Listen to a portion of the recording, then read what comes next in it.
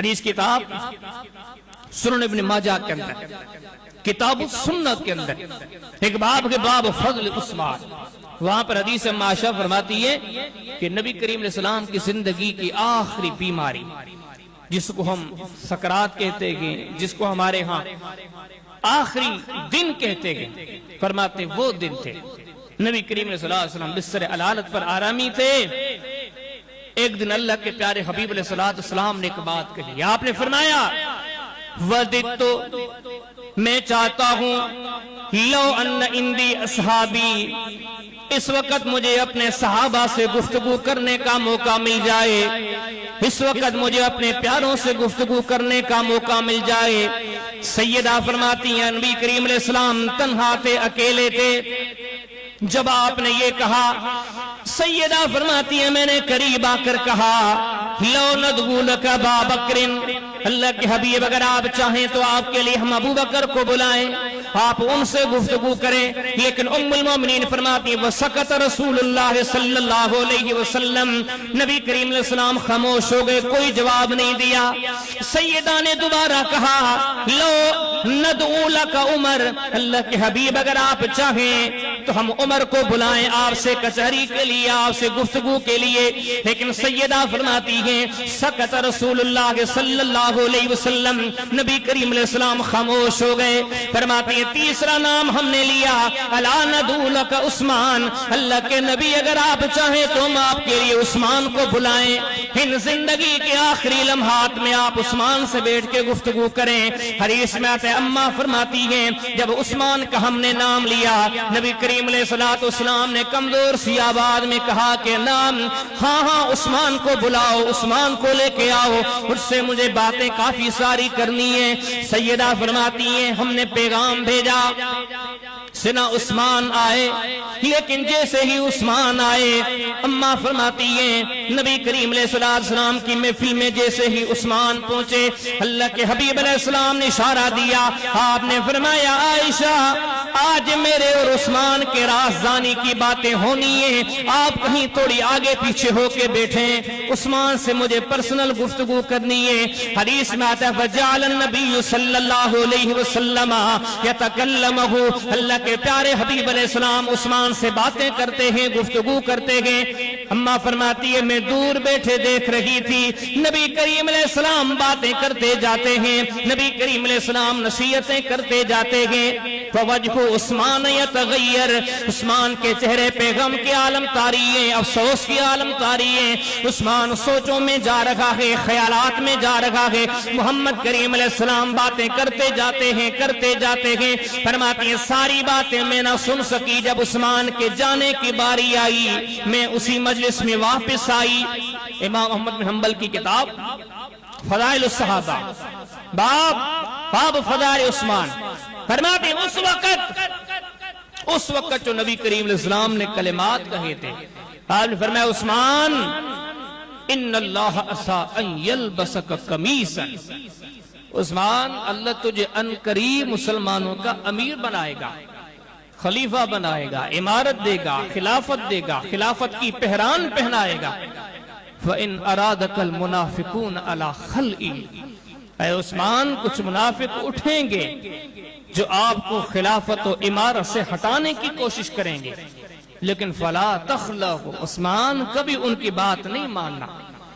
حَتَّى تَلْقَانِ، جہاں تک کہ وہ لوگ تجھے شہید کر دیں، تجھے قتل کر دیں، تو دنیا چھوڑ کے ہماری طرف آئے، لیکن کبھی بھی ان کو سامنے ہتھیار نہیں ڈالنا۔ اب اس میں جو جملہ ہے نا فَإِنْ أَرَادَكَ الْمُنَافِقُونَ عَلَى خَلْئِهِ، عثمان تجھے امارت کے منصب سے ہٹانے کی کوشش کریں گے۔ اس حدیث سے کئی ائمہ محدثین نے یہ چیز لی کہ عثمان کے دل کے لیے، جس کے دل میں نفرت کے، عداوت کے، دشمنی ہے، محمد کریم علیہ السلام کی اس حدیث کے ان کلمات کی روشنی میں اس بندے کے دل میں نفاق ہے، وہ منافق ہے۔ بہرحال یہ نبی کریم صلی اللہ علیہ وسلم نے آخری ٹائم پہ وصیت کی تھی، اور اس کے علاوہ بھی اللہ کے پیارے رسول اللہ صلی اللہ علیہ وسلم نے کئی مواقع پر سیدنا عثمان کو باخبر کیا تھا، بلکہ سیدنا عثمان تو کیا مدینے کے دوسرے لوگوں کو باخبر کیا تھا، وقت آئے گا، زمانہ آئے گا، ٹائم آئے گا، ایسے ہوگا کہ اس بندے کو مظلوم بنا کر مدینہ میں شہید کیا جائے گا۔ حدیث کی کتاب فضائل الصحابہ، باب یہ چپٹر فضائل عثمان، سیدنا عبداللہ بن عمر فرماتے میں ایک دن سفر میں تھے، چل رہے تھے، تھوڑے سے فاصلے پہ ہمارا سیدنا عثمان بھی چل رہے تھے، لیکن سیدنا عثمان کی سرادت ہوتی تھی اور بھی بعض صحابہ کی، وہ اپنے سر پر کپڑا رکھ کے چلتے تھے۔ نبی کریم صلی اللہ علیہ وسلم کے ساتھ اس چلتے ہوئے قافلے میں عثمان بھی دور ہیں۔ سیدنا عبداللہ بن عمر فرماتے نبی کریم صلی اللہ علیہ وسلم نے اشارہ کیا سیدنا عثمان کی طرف، اور اس اشارے سے پہلے نبی کریم صلی اللہ علیہ وسلم اپنے بعد کے بگڑے ہوئے معاملات کا، حالات کا تذکرہ کرتے تھے۔ مسلمانوں میں یہ ہوگا، مسلمانوں میں وہ ہوگا، مدینے میں بگاڑ آئے گا، ہے میرے اصحاب آپ کے مابین عجیب سی صورتحال پیدا ہوگی۔ ایسا ذکر کرتے کرتے مدینے کے یہ حالات بتاتے بتاتے نبی کریم صلی اللہ علیہ وسلم نے عثمان کی طرف اشارہ فرماتے فرمایا یقتل فیہا ھذا المکنہ یومئذ مظلوما، آپ نے فرمایا کہ ان دنوں میں یہ بندہ ہوگا جس کو مظلوم بنا کر بڑی بے دردی کے ساتھ مدینہ طیبہ میں شہید کیا جائے گا۔ یہ پہلے سے نبی کریم صلی اللہ علیہ وسلم نے اپنے احباب سے، اپنی ازواج سے، خود سیدنا عثمان سے ان معاملات کا تذکرہ کر دیا تھا کہ بگاڑ آئے گا اور اس مرد مجاہد کو بڑی بے دردی کے ساتھ شہید کیا جائے گا۔ اب یہ جو پیشن گوئیاں تھی کسی عام بندے کو تھی نہیں، اس ذات کی تھی کہ جس کے بارے میں قرآن کہتا ہے، اس کے زبانی اعلان ہوتا ہے ان اتبع الا ما یوحا الی۔ رب فرماتے حبیب آپ قرآن پڑھ کے لوگوں کو کہہ دیں کہ میں محمد کریم علیہ السلام جو کہتا ہوں، جو کرتا ہوں، یہ اللہ کی وحی ہے، یہ اللہ کا امر ہے۔ وما ينطق عن الهوى ان هو الا وحی یوحا۔ اب اس ذات کے یہ کلمات من وان ایسے ہوا۔ سیدنا عثمان کی سیرت کا یہ پہلو، شہادت کا یہ پس منظر پڑے کہ اسی دور سے فتنوں کا آغاز ہو چکا تھا جب سیدنا عمر کو شہید کیا گیا تھا۔ صحیح بخاری کے اندر کتاب الفتن کے اندر باب نزول الفتن کے اندر نبی کریم اسلام نے فرمایا کہ میری امت کے درمیان ایک دروازہ بند ہے، جب تک وہ بند ہے شیطان فتنے نہیں کر سکتا، لیکن جب وہ دروازہ کھل گیا، وہ دروازہ توڑا گیا تو اس کے بعد فتنوں کے بعد فتنے ہوں گے۔ سب سے پہلی جو دشمن کی چال تھی، سازش تھی، پہلا جو فتنہ تھا سیدنا عمر کی شہادت تھی۔ اور شہادت کے بعد آہستہ آہستہ دشمن منظم ہوتے رہے، یہودیوں نے، عیسائیوں نے، دوسرے اسلام کے مخالفین نے آپس میں میل جول ملاقاتیں شروع کی، اور مسلمانوں کو نقصیوں کے ظاہری طور پر سامنے تو لڑ نہیں سکتے تھے، مسلمان اتنے مضبوط تھے، تو سیدنا عمر بن خطاب کے اختتامی ایام سے یہ سازشیں شروع تھی۔ سیدنا عمر کو شہید کر دیا گیا، مسلمانوں نے سیدنا عثمان کو خلیفہ مقرر کیا، کچھ سال خلافت کے گزرے، اور یہ گزرے بڑے سنہری تھے، مسلمان وہاں پہنچے جہاں پہلے نہیں پہنچے تھے۔ آخر چلتے چلتے جب کچھ سال گزرے، خبیثوں کا سردار کہہ لیں، بدنیتوں کا سالار کہہ لیں، یہودیت کا ایجنٹ کہہ لیں، اور عالم اسلام کا سب سے بڑا دشمن کہہ لیں، ایک بندہ جس کے مقدر میں ساری یہ ذلت، یہ تباہی، یہ بربادی، یہ رسوائی لکھی ہوئی تھی، اس نے جنم لیا۔ کون تھا؟ ابن سبا، مذہباً یہودی تھا، اسلام کا ظاہری طور پر لباس اس نے پہنا۔ اس بندے نے سیدنا عثمان کے خلاف راہ ہموار کی۔ یہ بندہ جب ظاہر ہوا، اس نے بڑے حالات بگاڑے۔ واقع کو تفصیل اسے نہیں بلکہ اختصار کے ساتھ لے کے جاتے کہ اس بندے نے کوفے میں، مصر میں، بصرہ میں، مدینہ میں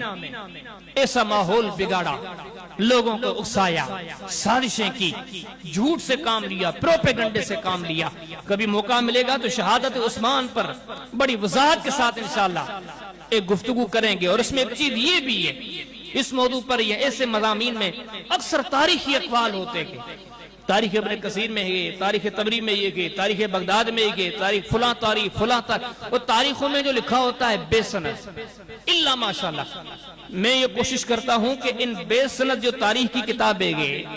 یا وہ کتاب تو مسند ہیں، لیکن ان میں تاریخی جو باتیں ہیں وہ بے سند ہیں۔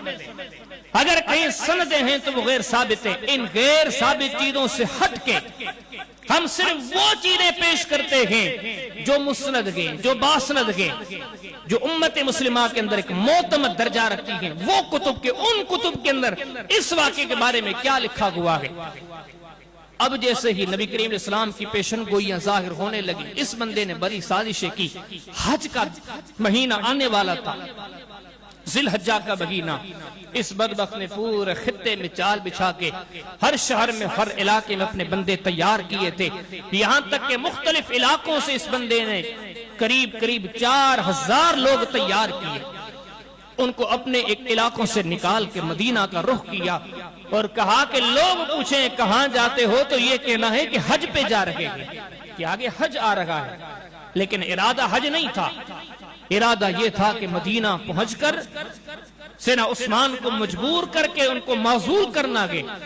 اور خلافت پر قابض ہو کر مسلمانوں پر حکمرانی کر لیجئے۔ اگر ایسے نہ ہو سکا تو سیدنا عثمان کو شہید کرنا گے۔ مدینے میں آ کر ان لوگوں نے ہر طرف گھیرا ڈال دیا، ہر طرف ان کے بندے نظر آتے گئے۔ کئی بندے مدینے کو چھوڑ کر حج کرنے کے لیے مکہ گئے گئے، اور باقی جتنے مدینے میں بسے تھے، عثمان تو عثمان تھے، پہلے بھی میں نے آپ کے سامنے کہا، وہ دشمنوں کی بد اخلاقی کو دیکھ کے بد اخلاق بننے والے تو تھے نہیں، ظالموں کے ظلم کو دیکھ کر ظلم کے رستے پہ چلنے والے تو تھے نہیں۔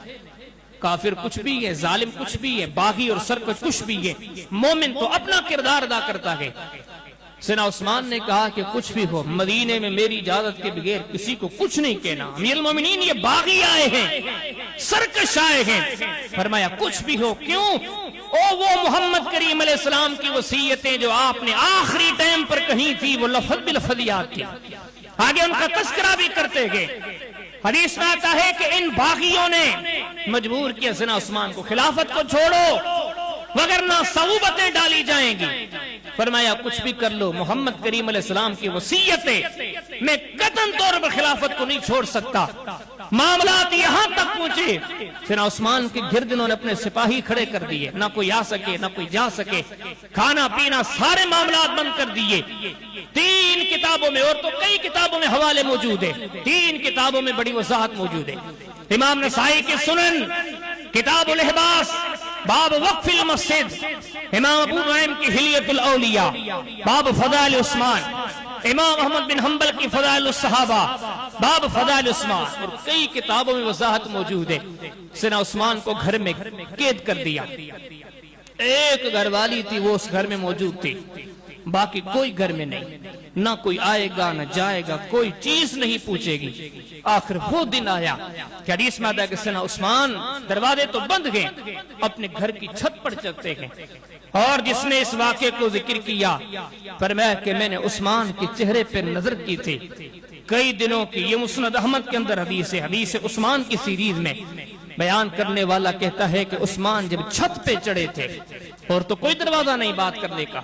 لیکن جس دن چھت پہ میں نے اس بندے کو دیکھا، کئی دنوں کی بھوک اور پیاس نے اس بندے کو نڈھال کر دیا تھا۔ قریب 63 سال عمر گئے، بڑھاپے کا عالم گئے، کئی دنوں سے پانی بھی بندے، کھانا بھی بندے۔ ظالم تو ایسے ظالم تھے باغی جنہوں نے کہا پانی کا قطرہ تک نہیں جائے گا، اور ایسے مغرور تھے، کہا اگر جائے گا تو مدینے کے کنووں کا نہیں جائے گا، سمندر کا کڑوا پانی جائے گا۔ لیکن ایسے بھی قدردان تھے جنہوں نے کہا کہ عثمان کی جان بچ جائے، تم کنووں کا پانی روک دو، ہم سمندروں کا پانی پہنچائیں گے۔ کئی دنوں کے بعد جب چھت پہ کھڑے ہوئے، 5 باتیں کہی، کہا کہ مدینے میں فلاں جو لوگ ہیں ان کو بلا لاؤ۔ باقی تو سارے باغیان کھڑے گئے، سرکش کھڑے گئے، چھت پہ مسلمانوں کا امیر کھڑا گئے۔ آپ نے فرمایا بتاؤ، انشد باللہ، میں اللہ کی قسم دے کے آپ سے پوچھتا ہوں، بتاؤ میں وہ عثمان نہیں جو محمد کریم علیہ السلام نے احد جبل پر کھڑے ہو کر احد جبل کو ٹھوکر مارتے ہوئے کہا تھا اسبت یا احد فانما علیک نبی و صدیق و شہیدان، احد رک جا، تھم جا، تیرے اوپر ایک صدیق ہیں، 2 شہید ہیں۔ فرمایا اللہ کی قسم دے کر پوچھتا ہوں، بتاؤ اس دن میں نبی کریم علیہ السلام کے ساتھ احد پر کھڑا تھا کہ نہیں تھا؟ سارے لوگوں نے بیک زبان جواب دیا فانشد لہو رجال سارے لوگ کہتے ہاں عثمان تو واقع اس زندہ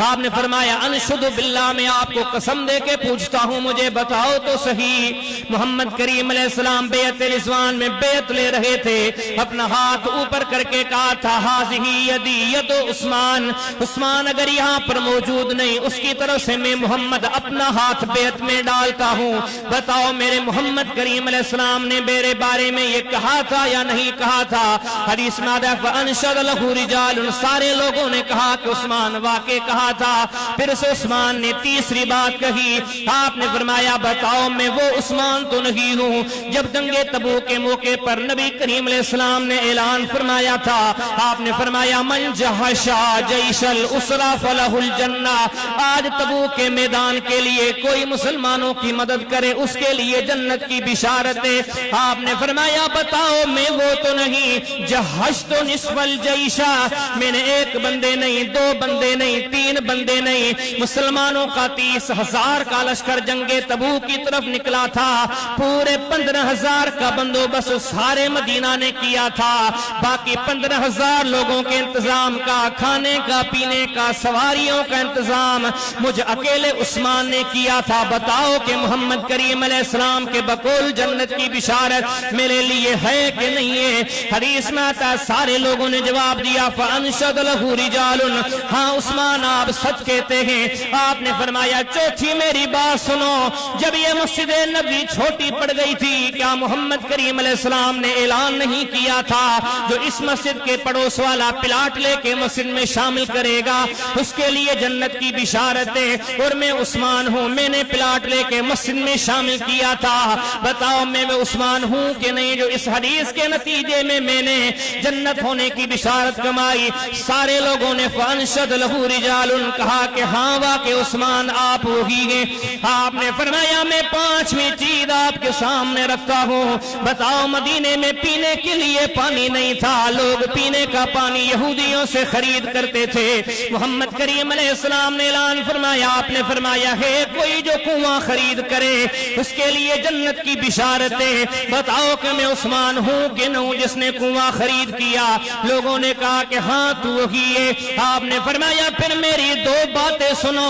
کتنے بڑے دکھ کی بات ہے جس مسجد کو میں نے بنایا جس مسجد کو میں نے خرید کیا جس مسجد کی توسیع کا کام میں نے کیا یہ ظلم کی بات نہیں ہے ان تمنعونی ان اصلی فیہ رکعتین آج اس مسجد میں 2 رکعت پڑھنے کی مجھے اجازت نہیں بتاؤ یہ ظلم ہے کہ نہیں آپ نے فرمایا جس کنویں کو میں نے خریدا تھا کیا یہ ظلم نہیں کہ آج اس کنویں کا پانی مجھ تک نہیں پہنچایا جاتا یہاں تک کہ میں مسلمانوں کا امیر ہوں مسلمانوں کا خلیفہ ہوں محمد کریم علیہ السلام کا داماد ہوں محمد کریم علیہ السلام کے ساتھ مارکوں میں جہادوں میں شریک ہونے والا ہوں لیکن آج معاملہ کیا ہے حتی اشرب من ماء البحر سارے مدینہ کے لوگ میٹھا پانی پیتے ہیں میں سمندر کا کنواں سمندر کا کڑوا پانی پیتا ہوں بلکہ معاملہ تو یہ ہے کہ کھانا بند ہو گیا ہے کئی دنوں سے میں اپنے دن روزوں میں قصر کرتا ہوں روزوں میں گزارتا ہوں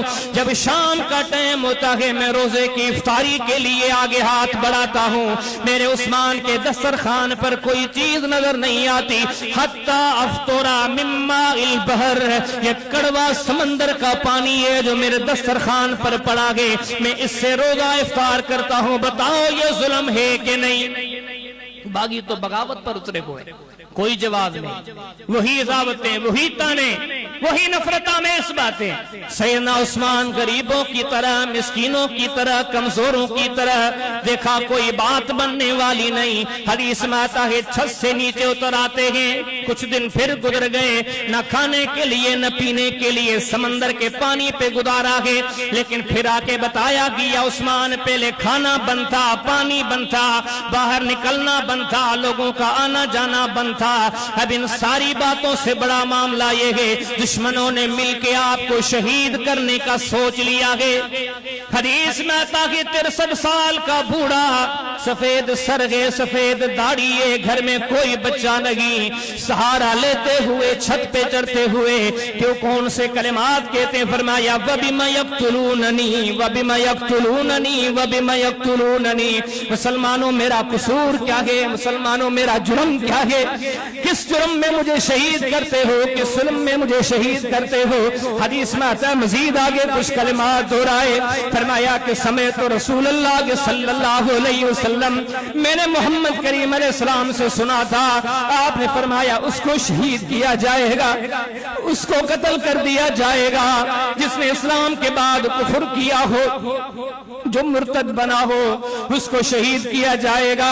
मोहम्मद करीम अलैहिस्सलाम ने कहा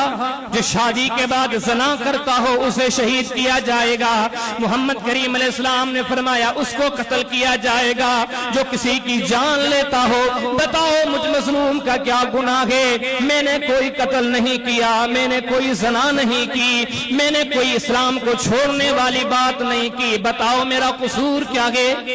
हदीस में आता है कोई जवाब नहीं। चंद सहाबा के छुप छुप के जाते गए, मिलते गए, मुलाकातें करते गए। आखिर वो दिन भी आया